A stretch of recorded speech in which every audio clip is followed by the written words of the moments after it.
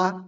Imagine que você está navegando distraidamente pelo seu celular antes de dormir. Entre uma receita de café e um vídeo de gatinho, surge ali um rapaz de uns 18 anos, com o rosto perfeitamente angulado, explicando com a seriedade de um neurocirurgião por que você deve bater no seu próprio osso zigomático com um martelo para estimular o crescimento ósseo. Parece um delírio, parece aí uma esquete de humor absurdo, mas pessoal, é a realidade de milhares de jovens que foram capturados pelo que nós chamamos de lux maxi. À primeira vista, pode parecer apenas mais uma vaidade adolescente levada ao extremo digital. Mas se olharmos com a calma que a filosofia nos exige, o lux maxi revela algo muito mais profundo e perturbador. Vamos lá? Transformação do corpo humano em um projeto de engenharia a ser otimizado para um mercado de atenção impiedoso. Hoje eu quero destrinchar com vocês como saímos do simples ato de pentear o cabelo para a obsessão métrica por angulações de pálpebras. E o que isso diz sobre a nossa ética e a nossa política no século XXI? Para entendermos esse fenômeno, precisamos fazer uma espécie de arqueologia digital. O termo luxmaxi não nasceu nos filtros coloridos no Instagram, mas nos porões mais sombrios da internet. Sabe aqueles fóruns de incels, ou celibatários involuntários, né? Que começou lá na década de 2010? Pois é, foi lá a origem. E a lógica vem do universo dos jogos de RPG, como o clássico Dungeons and Dragons. Lá existe uma prática chamada de min-maxing, que consiste em minimizar as fraquezas e maximizar os atributos de um personagem para, claro, torná-lo imbatível.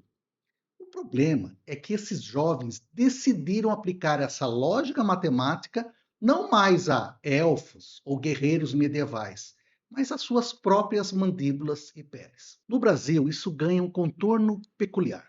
Somos um país que já lidera rankings de cirurgias plásticas e onde a harmonização facial virou quase um rito de passagem para subcelebridades. Lux Maxim chega aqui com uma versão faça você mesmo dessa cultura de perfeição, transformando o autocuidado em uma disciplina quase militar. O arquétipo aqui não é mais o do vaidoso clássico, sabe? Mas o do otimizador, aquele sujeito que vê a si mesmo como um hardware ultrapassado, precisando urgentemente de um upgrade. Mas aí eu fico pensando, como algo que começou lá num fórum isolado se transformou num fenômeno global do TikTok? A resposta está na mecânica sociotécnica dessas plataformas. E eu vou repetir: o algoritmo não é apenas um espelho, mas um espelho que distorce e pune. Luxmaxing é barato para as plataformas e gera conteúdo viciante, baseado na insegurança alheia, o que garante retenção máxima. Entramos na era do que alguns críticos chamam de AI slop ou brain rot, que eu já pude inclusive falar sobre isso, tá? Onde a estética é tratada como um dado quantificável. Surgiram até aplicativos de inteligência artificial que escaneiam o seu rosto e te dão uma nota de 1 a 10. No caso, apontando os seus erros genéticos. Isso se encaixa perfeitamente na tendência da precarização da identidade. Ora, se eu não tenho estabilidade econômica ou propósito social, eu me agarro, obviamente, à única coisa que posso controlar. E o que é que eu posso controlar? A inclinação do meu canto do olho ou a espessura da minha clavícula. É a lógica da plataforma aplicada à carne. O impacto disso no caráter e na saúde mental ele é devastador. Estamos falando de uma geração que está desenvolvendo o que a psicologia chama de dismorfia corporal digital. Quando um jovem de 15 anos começa a praticar o mewing, deixa eu explicar, tá? Um termo em inglês, mas deixa eu explicar. Que é uma técnica de posicionar a língua no céu da boca para definir a mandíbula. Ou nos casos mais graves de hard maxing, né, que busca esteroides ou cirurgias invasivas de alongamento de membros, no caso, ele está internalizando uma visão de mundo chamada de black pill. Tá? E aí você vai falar, tá bom, mas o que é o black pill? É um niilismo estético puro. No caso aqui é mais ou menos assim, uma crença de que seu valor como ser humano é puramente determinado pela sua genética e que, se você não nasceu um arquétipo do homem perfeito, sua única salvação é a modificação corporal obsessiva. Isso destrói a capacidade crítica e substitui o julgamento moral pela escala de beleza. O outro deixa de ser uma pessoa e passa a ser um concorrente em um ranking invisível.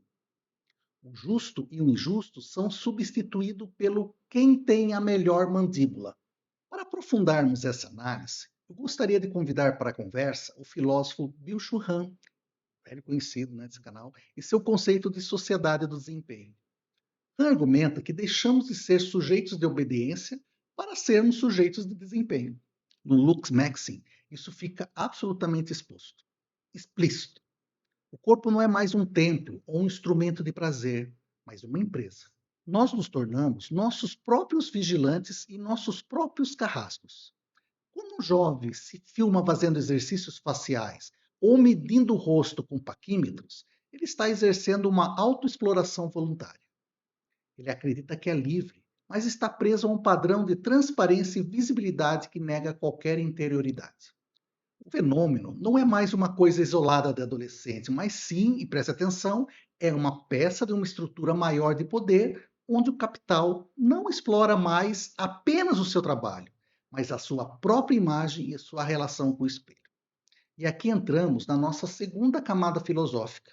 E aí eu trago um outro velho conhecido, Immanuel Kant, para o debate. Uma das bases da ética kantiana é o imperativo categórico que diz mais ou menos isso aqui, ó. Haja de tal maneira que uses a humanidade, tanto na tua pessoa como na pessoa de outro, sempre e simultaneamente como fim e nunca apenas como meio. O lux maxim é a violação sistemática desse princípio. Ao adotar essa prática, o indivíduo trata a si mesmo como um meio, uma ferramenta, um objeto a ser moldado para obter aprovação social ou sucesso reprodutivo.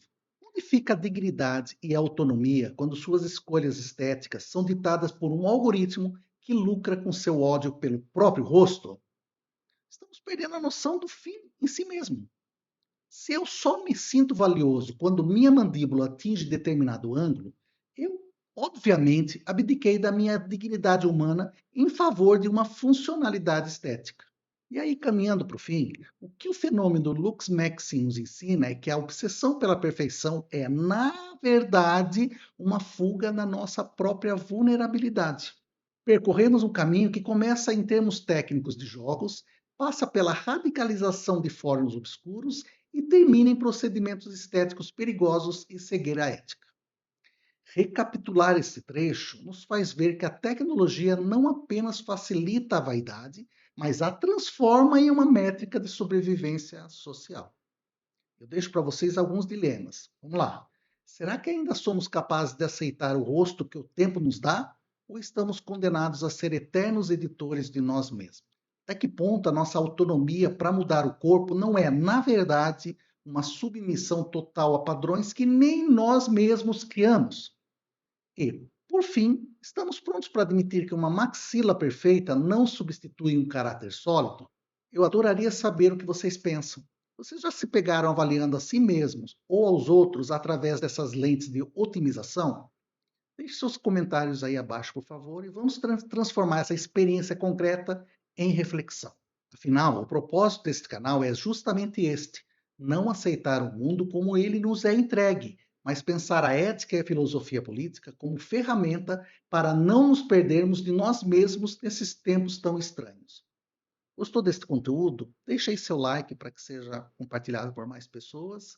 E também, se puder, inscreva-se no canal se achar adequado, né? Grande abraço e nos vemos em breve.